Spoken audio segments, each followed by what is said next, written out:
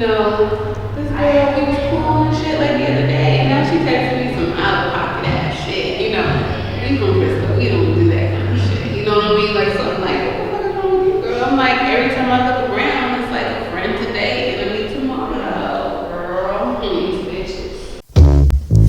Bitches be crazy, Bitches and I be hate calling crazy. bitches, because being called a bitch is like the worst thing in the world. But if you're acting like one, because if you're acting like one, You're acting like one. you're walking like one, You're shaking like one. You're talking like one. Then baby, you're a bitch.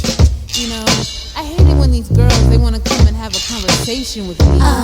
They want to tell me things that I really don't care to hear about, like why their life isn't As great as mine, why they have no real big goals or dreams to reach like mine. But is that supposed to stop my show now? And am I supposed to say something back? I'm like, yo, I wish the best for you, girl. I'm just like, yo, get about my world. Here I am trying to have me a good time, and here you come along and want to bring me into this zone. So I have no choice but to call you a